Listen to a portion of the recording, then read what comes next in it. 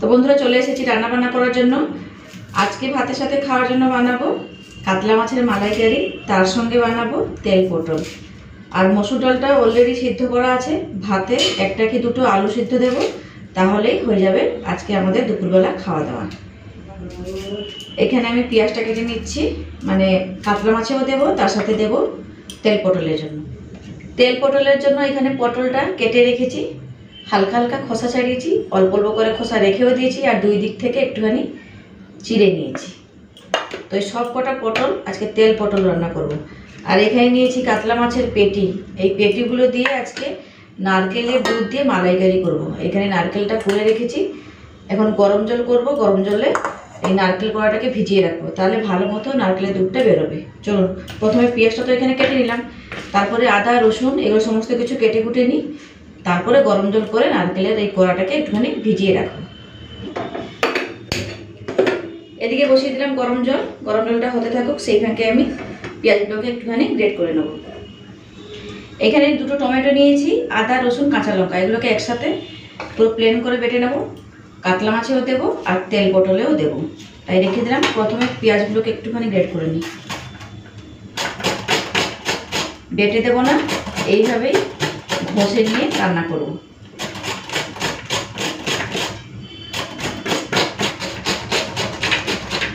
বেশি রিচ করব না আজকে তরকারিগুলো, খুবই অল্প তেল মশলা দিয়ে রান্না করব। তো পেঁয়াজ দুটো ভালো মতো গ্রেট করে নিয়েছি। চলুন, গরম জলটা হয়ে গেছে, এই নারকেল কোড়াতে দিয়ে দিই। পেঁয়াজটা ঘষা হয়ে গেছে, এরপরে এই নারকেল কোড়াতে গরম জল দিয়ে দেবো।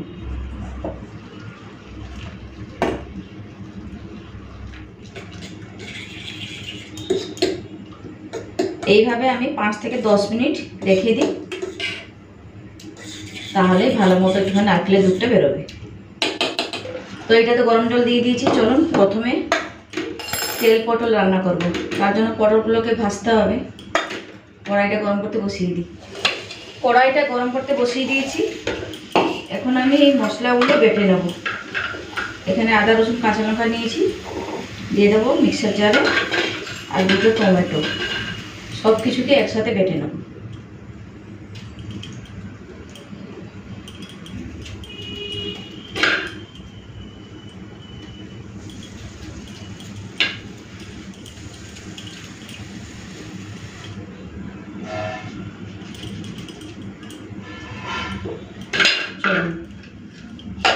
এগুলোকে বেটে রেখে দিই। কড়াইটাকে খুব ভালো মতো করে গরম করে নিয়েছি, দিয়ে দিচ্ছি সরষের তেল। তেলটা গরম হয়ে গেছে, তেলের মধ্যে দিচ্ছি অল্প একটুখানি নুন, দিয়ে দেবো হলুদের গুঁড়ো, এরপরে দিয়ে দিচ্ছি পটল,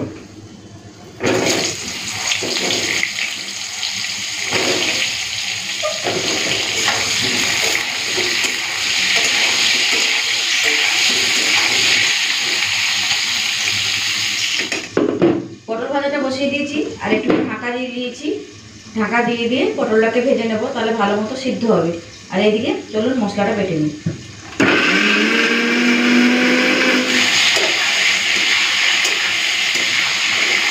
পটলগুলো আর একটুখানি ভাজা হবে। চলুন, এই যে পটলটা ভালো করে ভাজাবো, আর সেইখানকে নারকেলের দুধটা বের করে রাখবো। ঢাকা দিয়ে দিয়েছিলাম, হালকা হালকা সেদ্ধ হয়ে গেছে। গরম আছে এখনো, হাত দিয়ে একটুখানি এরকম করে মেখে নিই, তাহলে দুধটা ভালো মতো বেরোবে। এদিকে পটলগুলো না খুব ভালো মতো ভাজা হয়ে গেছে, তুলে নেব। পুরো লাল লাল করে ভেজে নিয়েছি, আর খুব ভালো মতো সিদ্ধ হয়ে গেছে, তুলে নেব।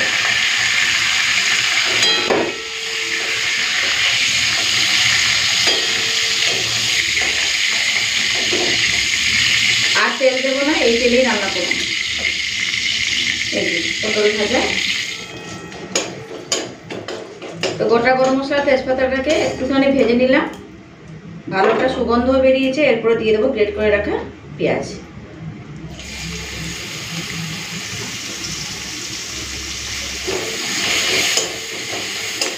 পেঁয়াজটাকে লাল করে ভেজে নিই, তারপরে বেটে রাখা মশলাগুলো দেবো। পেঁয়াজটা লাল করে ভেজে নিয়েছি, এরপরে মশলাটা বেটে রেখেছি, মশলা বাটাটা দেবো।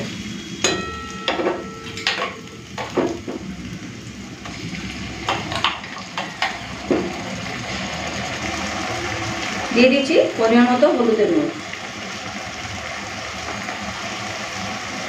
জিরের গুঁড়ো, ধনের গুঁড়ো, কাশ্মীরি লাল লঙ্কার গুঁড়ো। এরপরে মশলাটাকে খুব ভালো করে কষে নেব। আগে একটুখানি ভেজে নিই, তারপরে জল দেবো, তারপরে কিছুক্ষণের জন্য এখানে ভালো মতো কষবো। মশলা ভালো কষা হলেই খেতে ভালো লাগে। মশলাটাকে খুব ভালো মতো কষে নিয়েছি। এই যে দেখুন তেলটাও ছেড়ে দিয়েছে। এরপরে দিয়ে দেবো ভেজে রাখা পটল।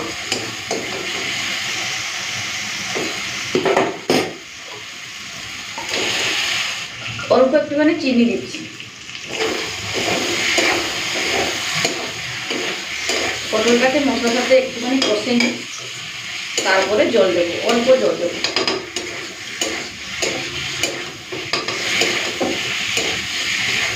এই যে দেখুন খুব ভালো মতো কষে দিয়েছি পটলটাকে, এখন জল দেব।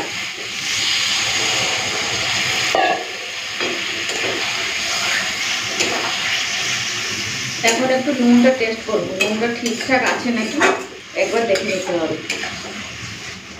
দিয়ে দিচ্ছি নুন, নুনটা কম লাগছে তাই একটু নুন দিলাম।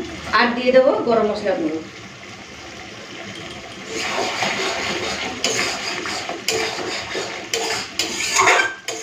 এতটা গ্রেভি রাখবো না, একটুখানি জলটাকে শুকিয়ে নিই।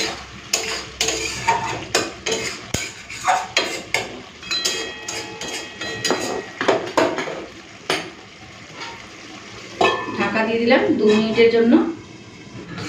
পটল ভাজাটা হয়ে গেছিলো বলে ওইদিকে চলে গেলাম রান্না করার জন্য। চলুন এরপরে এই নারকেল থেকে দুধটা বের করে নিই।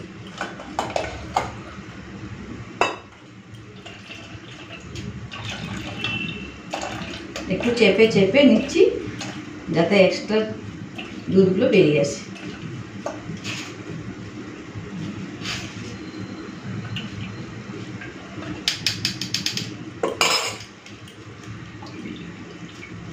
হাতটা লাগাতেই হবে, হাত না লাগালে কোনো কাজ আজ পর্যন্ত ঠিকঠাক হয়েছে বলুন?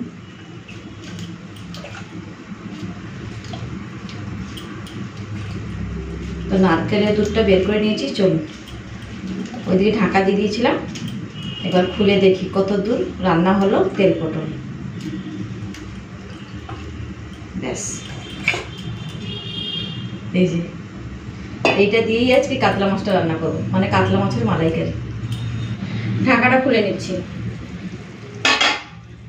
এই যে দেখুন খুব সুন্দর একটা কালার হয়েছে আর তেলটাও ছেড়ে দিয়েছে। তেল পটল রান্না হয়ে গেছে, নামিয়ে নেব। এই যে খুব সুন্দর হয়েছে, এই দেখুন।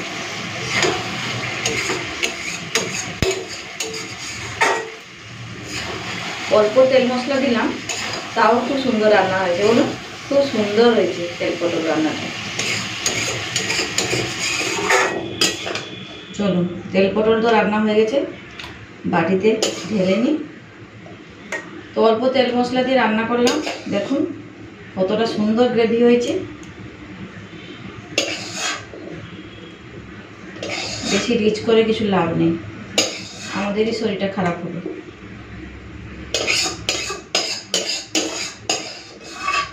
ব্যাস, চলুন প্রথমে ডালটাকে সাঁতলে নেব, তারপরে আমি কাতলা মাছের মালাইকারিটা রান্না করব। তো বন্ধুরা আরও একবার দেখিয়ে দিলাম তেল পটল রান্নাটা কেমন হয়েছে, অবশ্যই কিন্তু কমেন্টস করে জানাবেন। সরষের তেলটা খুব ভালো মতো গরম করে নিয়েছি, এখন মসুর ডালটাকে সাঁতলাম। শুকনো লঙ্কা দিচ্ছি, দিয়ে দেবো পেঁয়াজ কুচি,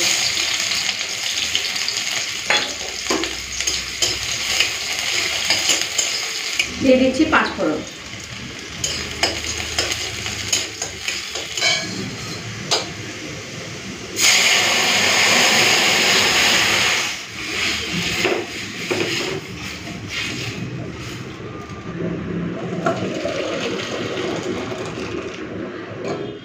তো এই যে মসুর ডাল তো রান্না হয়ে গেছে, এরপরে রান্না করব কাতলা মাছের মালাইকারি। তার জন্য মাছের নুন হলুদটা দেবো। আর ওইদিকে কিন্তু আমি কড়াইটা ভালো করে ধুয়ে গরম করে সরষের তেলটা গরম করতে বসিয়ে দিয়েছি। চলুন প্রথমে মাছের মধ্যে নুন আর হলুদটা দিয়ে ভালো করে একটুখানি মেখে টেকে মাছটাকে ভেজে নিই। মাছে দিয়ে দিলাম পরিমাণ মতো নুন,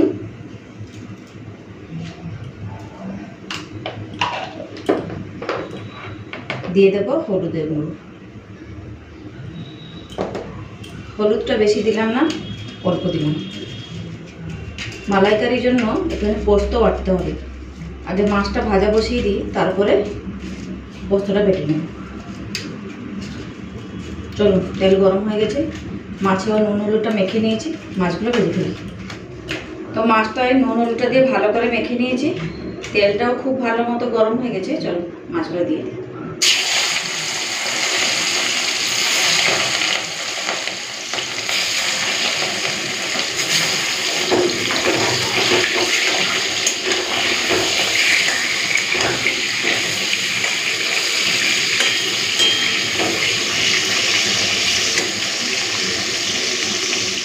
এখানে 1 চামচ মতো পোস্ত নিয়ে নিয়েছি, একটুখানি প্লেন করে বেটে নিই।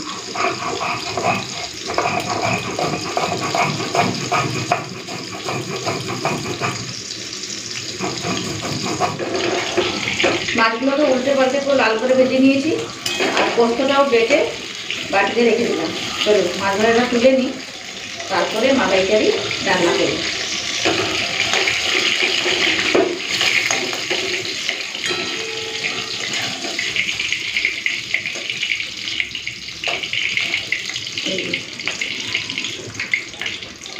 দেখুন তো লাল করে কাতলা মাছের পেটিগুলো ভাজা হয়ে গেছে। তো তেলে ফোড়ন দিচ্ছি কয়েকটা গোটা গরম মশলা, দিয়ে দেবো চিনি। চলুন এরপরে দিয়ে দিচ্ছি এই পেঁয়াজটা, অল্প একটুখানি আছে, দিয়ে দেবো।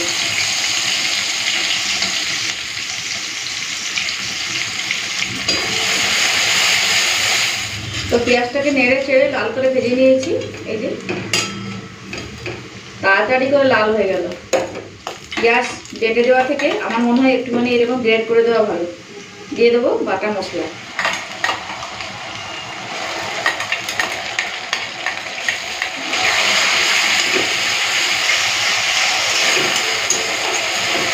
তো মশলাটাকে একটুখানি ভেজে নিয়ে ভালো করে কষে নিই।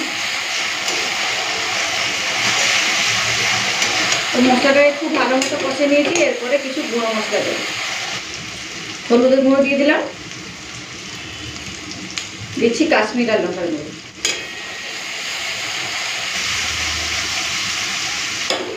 পোস্ত বাটাটা দিয়ে দিচ্ছি।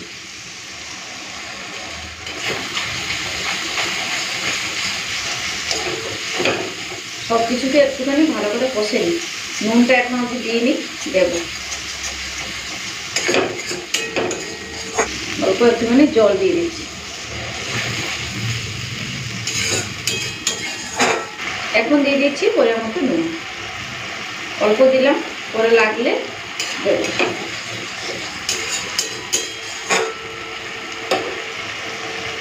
এই যে দেখুন মশলাটা খুব ভালো মতো কষে নিয়েছিলাম, তেলটাও ছেড়ে দিয়েছে। এখন দিয়ে দেবো নারকেলের দুধ। নারকেলের দুধটা দিয়ে দিয়েছি, আর জল দেবো না। এটাকে একটুখানি ভালো করে ফুটিয়ে নিই, তারপরে ভেজে রাখা মাছগুলো দেবো। তো গ্রেভিটা খুব ভালো মতো ফুটে উঠেছে, এরপরে দিয়ে দেবো ভেজে রাখা মাছ।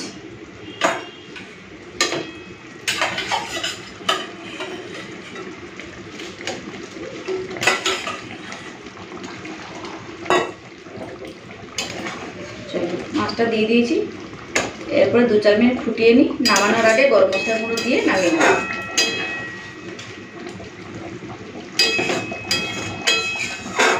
চলুন 2-4 মিনিট ফুটিয়ে নিয়েছি, এরপরে গরম মশলা গুঁড়ো দিয়ে নামিয়ে নেব।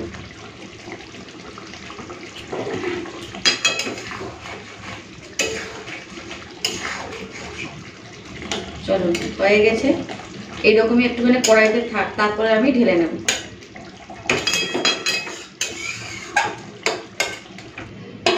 ঢাকা দিয়ে দিলাম, 5 মিনিট মতো একটুখানি রেস্টে রাখি। তো এই যে দেখুন কাতলা মাছের মালাইকারি, কালারটা ফাটাফাটি হয়েছে, আর কি সুন্দর একটা গন্ধ বেরিয়েছে।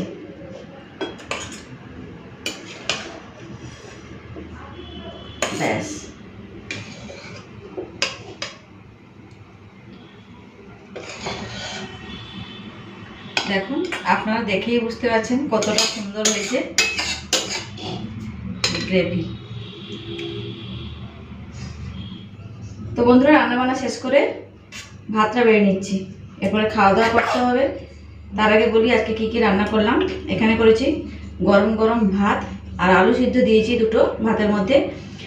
আর এখানে ভাতের সাথে খাওয়ার জন্য বানিয়েছি তেল পটল, দেখুন কেমন হয়েছে। আর সাথে কাতলা মাছের মালাইকারি, এই যে দেখুন খুব সুন্দর হয়েছে, দেখেই বুঝতে পারছেন। তো গ্রেভিটাও পুরো ঘন ঘন হয়েছে। আর এখানে ভাতের সাথে খাওয়ার জন্য বানিয়ে নিয়েছি মসুর ডাল।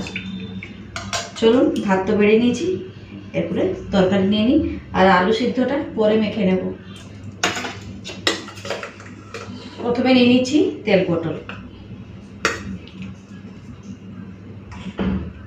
এই যে অল্প তেল মশলা দিয়ে দারুণ একটা রান্না করে ফেললাম। চলুন, এরপরে নেব এই যে কাতলা মাছের মালাইকারি। দারুণ হয়েছে বন্ধুরা, কি আর বলবো, একটা বড় পিস দেখে নিন। দাঁড়ান, এই যে দেখুন খুব সুন্দর হয়েছে। গ্রেভিটা দেখুন, এটা যদি চিংড়ি মাছ দিয়ে বানানো হতো তাহলে আরও খেতে ভালো লাগতো। বলুন, ভুলে গেলাম, 2-4টে কাঁচা লঙ্কা দিয়ে দিলে আরও ভালো লাগতো। এরপরে নিয়ে নিচ্ছি ডাল।